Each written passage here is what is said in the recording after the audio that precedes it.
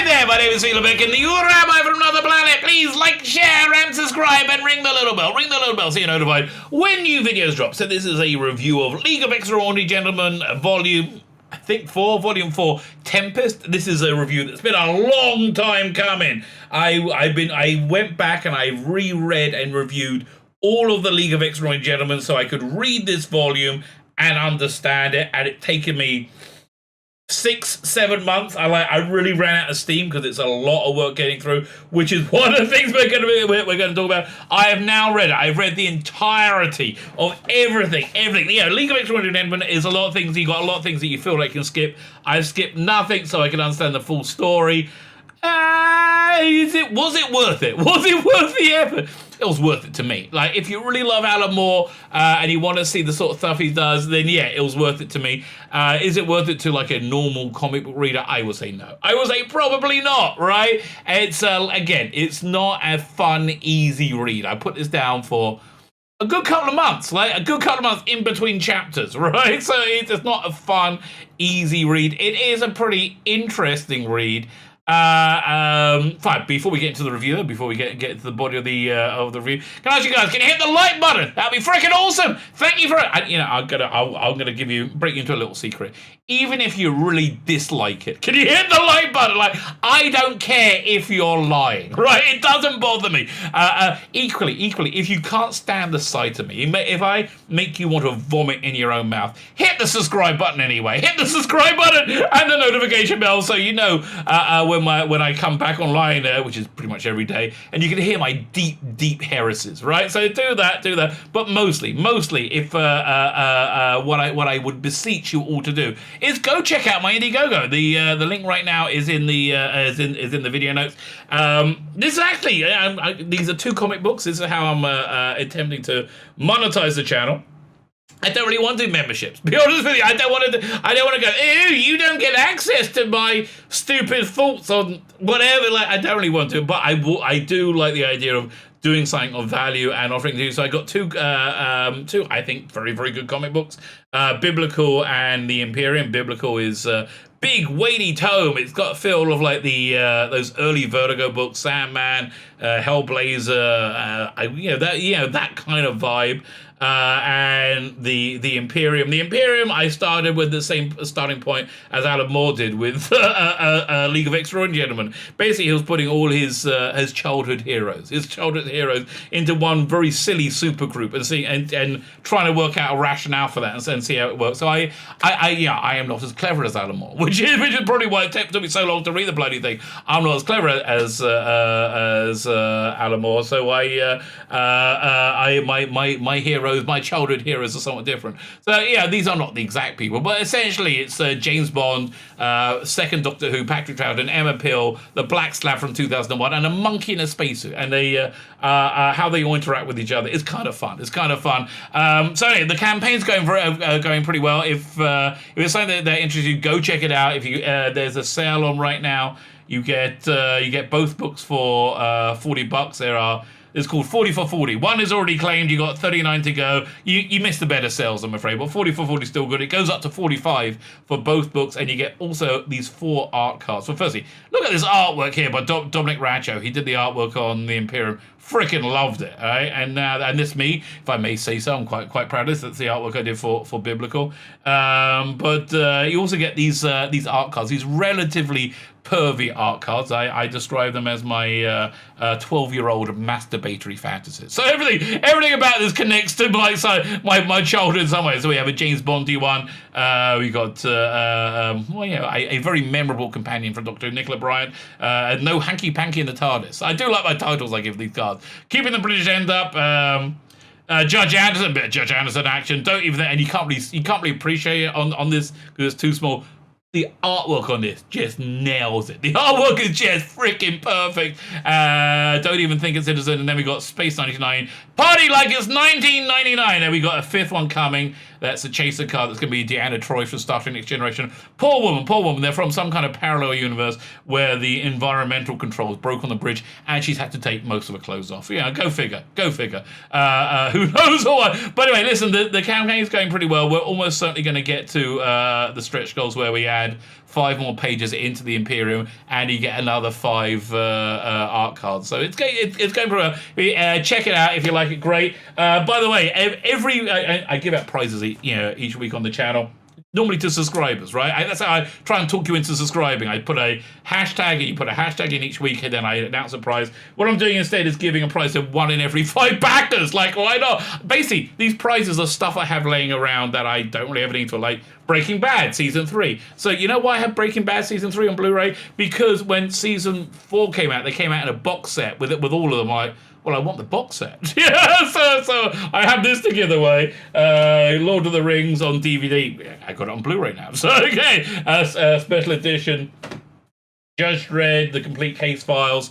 And yeah, you just get this for being a backer, right? That's just, what else do you want me to do? I think this sounds more desperate than HBO Max trying to get you to subscribe to their service. Like, HBO Max will do freaking anything to get you to subscribe. Anyways, yeah. And one last thing, I do tithe my income. So 10% on anything I make, I give to charity. So I've earmarked 2 charities to give to tithe my income from this Indiegogo from. I'm going to be talking about them at the end of the video. Stick around, hear about them. I think they're great charities. I really do. I think they're absolutely great charities. And look, if you don't like my stupid comic books, that's fine. That's absolutely fine. But go check out the charities anyway, because they're just wonderful. They're absolutely wonderful. Fine, let's have a look at the League of Extraordinary Gentlemen, Tempest. So I wouldn't call this an entirely successful. I wouldn't describe this as being an entirely successful volume. In that it's not a really enjoyable read, and I don't think what Alan Moore was saying is anything that profound that I really needed to hear in my life. Where I think he has said stuff before, which has been, I honestly am a religious guy, right? I believe Alan Moore to be a genuine prophet. I think he is cooked into some like total truth in a lot of ways. But and so this is his farewell to comics. This is a farewell to the League of Extraordinary Gentlemen. Something he's been working on for 20 years, I think over 20 years, right? And also as farewell to his comic book career. So this is kind of like a retrospective walking through the it seems to be nearly his love of the comic book publishing world. His love, but you can just feel his heart has been broken many times over. So each issue is a very weighty. It's a 6-part series. Each issue is a very weighty tome in of itself. And tragically, this would have really worked well as a crowdfunded project, right? He would have made a ton more money as a crowdfunded project because it's just such a big package they get with each issue, which is actually one of the problems that we're going to get into. So each issue, it takes on a pastiche of a type of comic book, British comic book that Alan Moore grew up with. So this is I don't even know how to describe it. It's like kind of one of these historical adventure books that came out in the 50s or 60s. Is this kind of, but this first issue anyway feels most like a normal story unfolding, right? So it's Kevin Neal's artwork. If you like Kevin Neal, great. If you don't, this might not be for you. So you do get an interesting letters column each week. Where Alan Moore and Kev O'Neill, I think they sign it Al and Kev. They talk about different heroes of theirs in comic book publishing. So the first one is Leo Baxendale, who was what was it, the Dandy, the Beano and the Dandy.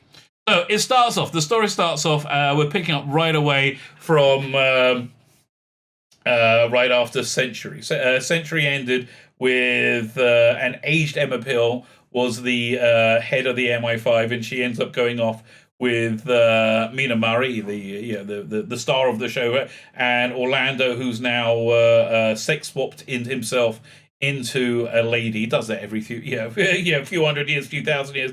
I'm not quite sure. So it starts off. It's 2009, and they're having this briefing. And look, the fun of League of Extraordinary Gentlemen is picking up on the references. So you see lots of references here. You got Moriarty over there. This is Jason King. What's that show he's from? He had his own show. who was like he handled, but Jason King in 2010, so he's a bald old guy, basically who it is. So this is just kind of a recap about the events of Century, and we find out the person we're talking to is a very, very, very aged Jimmy Bond. Now, the last time we saw Jimmy Bond was in the Black Dossier, right? He was the antagonist in the story sections of that. And he proves to be he's a new M, and he proves to be the antagonist in this. And yeah, he's that's certainly one of the strengths of the books. So now we get into one of the weaknesses of the book, which is we see these other characters coming together.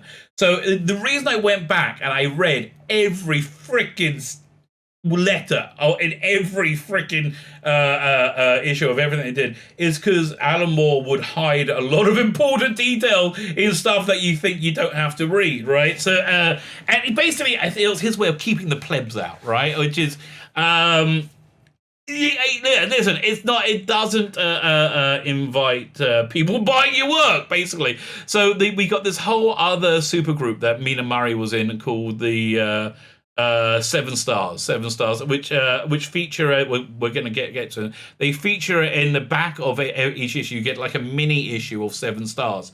What I think they should have done is after the Nemo trilogy, put out a periodical of Seven Stars and continue the story. So that way you could really introduce this whole story, all these characters at the same time and familiarize yourself with them. Because the way of doing that on top of telling this story, on top of wrapping all the literature into one narrative, right, is just too much for the book, and it doesn't flow, right? It doesn't flow. But again, I don't think the point of this book is to really to tell a story. It's more of it's more of a swan song for Alan Moore, talking about his feeling about the world and comic books, comic book industry over the years. So these are a couple of the characters from Seven Stars that go into the League of Extraordinary Gentlemen's secret hideout, which was also the hideout for the Seven Stars.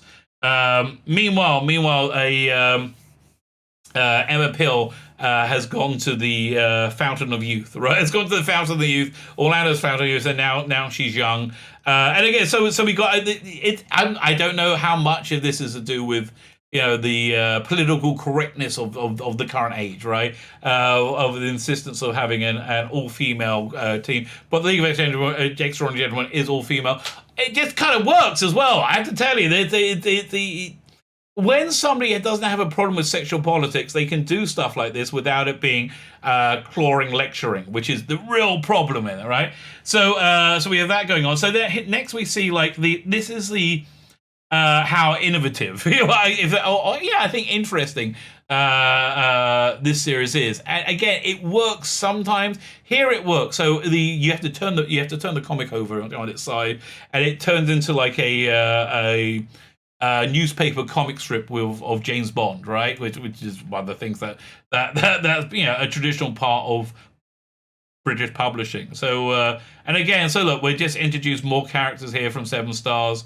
Honestly, I just wish they had taken this out and done an entire another volume, right, before this to tie it all together. So then, we start to get into the actual meat of the story. James Bond, do we have them here? James Bond is with Jimmy Bond. Jimmy Bond is with all his the screen bonds, right? They call JB1, JB2, JB3, so as his personal bodyguards. But there's just so much of silly sense of humor here. I do like Austin Powers being de-thawed, right? And again, it's all about spotting the references. So we have Bond. He's with one of the backup JBs. This is the Woody Allen James Bond from Casino Royale, right? So he's a reserve one, and he's been going through the Black Dossier, and he's found out about the pool of the She Who Must Be Obeyed's pool, the pool of eternal youth, and he gets into it, and he becomes young and virile again. But then, again, this is not really a major spoiler. Callously shooting JB Woody Allen in the head and leaving a nuclear device, and essentially blowing it up. Right? Where is it? Losing a nuclear device. Bam! And essentially blowing it up, declaring war on the League and all the League represents, right? All the fiction of the world, right? The fictional stuff of the world. So then, at the back of it, like I said, we got this thing called 7 Stars. And again, I just wish they made this their own thing, right? If they had enough, but I think Alan Moore's just done, right? I think it was just pissed off, but I think cramming too much into it made it not very readable. You have I do like these ads they put in. These are kind of fun, and you get to see it's a very it's a pastiche on 1950s British comics, which were often retraces of American comics. Now, Mina Murray is in this, but you don't really see she's in it. She plays Vol the Invisible, so with a voice changer, so nobody knows it's really her. But again, I guess it's just too much going on that it loses its narrative, right? So the second issue, each issue they try and pastiche a different part of British publishing. This is TV 21. It was kind of like a comic book in the 60s about that did comic book versions of TV shows like Thunderbirds or whatever. So this is quite good. I do like the Mina Murray photo over here. So James Bond works out as a really, really good villain. So he's going over the dossier. At the same time, the League tries to escape to Lincoln Island to hook up with the Nemo trilogy, the Nemo clan. And if you read the Nemo trilogy, which I actually really enjoyed, I think that's one of the best books of League of Extraordinary. The best books of League are Volume 1, Volume 2, and Nemo trilogy. That was, I would say, in that order. They steal a submarine and they make it to Lincoln Island to be caught by McLaughlin, who is I had to look up a bunch of stuff. This is a folklore here, an Irish folklore hero. So again, we're going into Alan Moore's deep arcane knowledge of this sort of, and basically they're held prisoners by Lincoln Island as they try and negotiate their way in. So we got this whole other plot line going on. Now this would have worked had they set up 7 Stars in a previous volume, where we see all these aged super people now in the twilight years. Not people, they don't know what to do with them. So yeah, you do get a reasonable feeling that Alan Moore's talking about finding himself, heading towards his 60s, 70s, he's heading towards old age with somewhat fascination. Look, I do like, again, I wonder if this was scripted or Kevin O'Neill just put it in. We got Plastic Man trying to kill himself over here, make a noose around his neck. Listen, there's a lot of fun Kevin O'Neill stuff in it. So we get like a little tour of Lincoln Island with like a little key here telling everything of what is there on the island, and we get a lot of these pastiches of different types of comic book publishing. I remember these books from when I was a kid, right? So this was like a standard thing.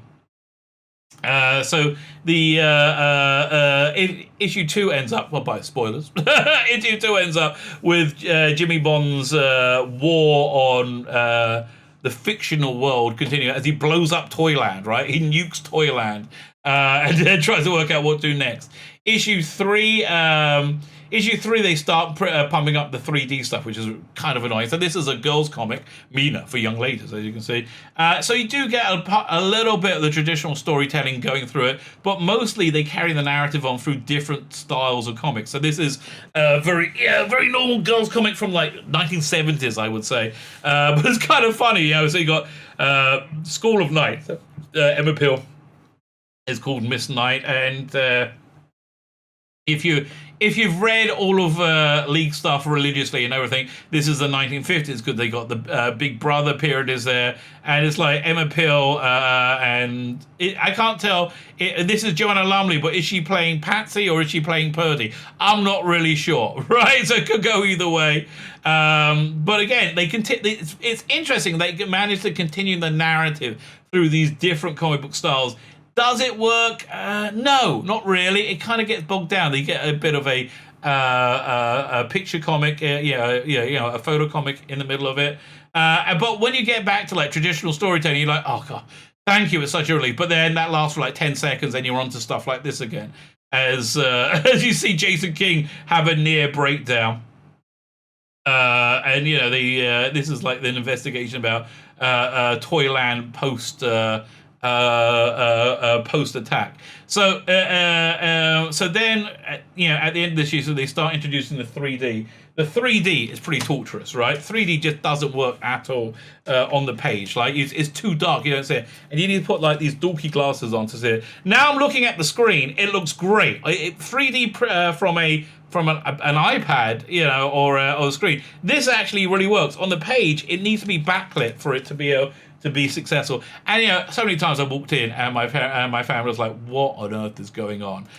So now we get to like a Beano type comic passage, and again they continue the narrative in the style of that. So you get Jason King, King of the Spies, and it sort of works. I do like this page, by the way. This they should just Photoshop out everybody else, and you got like Mina Murray with the entire history of the league there. As she meets up with the Seven Stars, and basically all the elements they put together throughout the rest of the book do all get tied together in this volume. And again, clever stuff I think would have worked better as a crowdfunding campaign than as a comic. I do like this in the film with J46. So these are all the Erstat State James Bonds that are assisting Jimmy Bond. You got Jock, who I guess. Sean Connery, Fry. Okay, that's what's his name? That'll be Lazenby. Eyebrows would be Roger Moore. Lovely would be Timber Dalton. Posh is what's his name? My favorite one. Pierce Bronson. Scary is Daniel Craig. But you get major plot points happening in these like more cartoony bits, right? And it does kind of it does sort of work. It does sort of work. It does, but it took me 6 months to read it because I kept putting it down because it was so much bloody work. And also that the seven stars segment, which is the back of each book, just kind of a bit painful. And there's a lot of 3D in it. 3D. Again, if I put the 3D glasses on and watch it on the screen, it actually works, right? It actually works in the print. It really doesn't. I think 3D needs to be black and white for it to work. So turns out that the war on fiction is also fiction's war on humanity. We got another style of comic now, like a sort of horror-y comic for issue 5. And you do get like these horror-y comic type stories in there that do continue the narrative. But again, you just have to plow through it, right? It's a real plow through. Alan Moore's clearly enjoying himself, right? And I'm kind of interested to see where it's going. It just didn't really work. And the 3D as well. 3D is just like such a pain. So again, you do get all these like mystery stories kind of tying together. You do get a lot of ideas as well. A lot of ideas that are really, really clever that I really enjoy. You have this artificial intelligence who's going to make this thing called a character arc for people to escape on. But I do love the this is where the matchups go crazy as fiction invades the real world. So we got look at these vampires in New York, where you got Nosferatu, another Nosferatu, and Grandpa Munster. Like again, you're just picking out all the people that you recognize. Guy pulling his head off. And the letters page as well. I read that these letter pages are just taking the piss out of letter pages throughout the years, throughout the decades. And you do get these, again, very, very traditional pin-ups. Then finally, mercifully, you're on to the final issue, 2000 AD patches. So now at least the storytelling style is one that I enjoy, right? I enjoy it, and I can get through. So a free space dinner. So starts off with this really interesting page. This is probably one of the most interesting pages in the whole book, where it's 1904, and Mina Mara is having tea with Sherlock Holmes, and Sherlock Holmes says basically super people are a bad thing. You know, they make more problems than anything else. The narrative continues that fiction invades the world. So you got like the Planet of the Apes taking on Terminators over here. Again, lots and lots and lots of very, very fun stuff.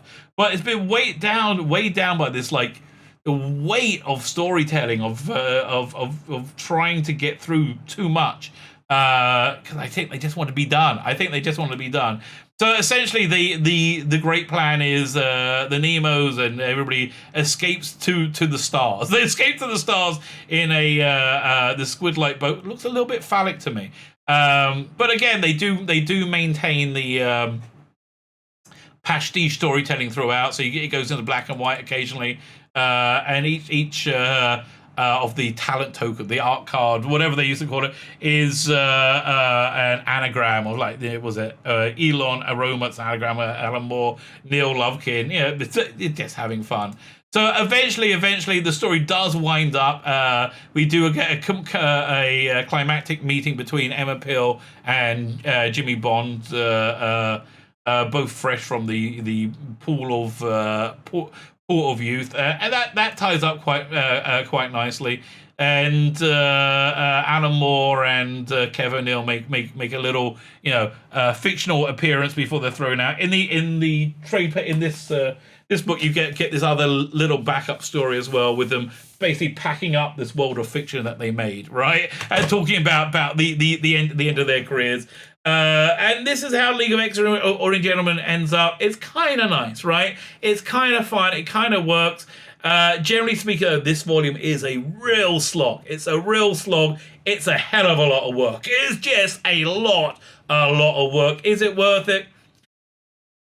Ultimately, I'm going to say now on through it, I will say no. It's just, it's interesting to see him wrap everything up. I just wish it was done better, right? I just wish it was done better. I think it would have been done better if they just portioned it out differently. But yeah, that's also true of his novel, Jerusalem. It's like 1 million words long.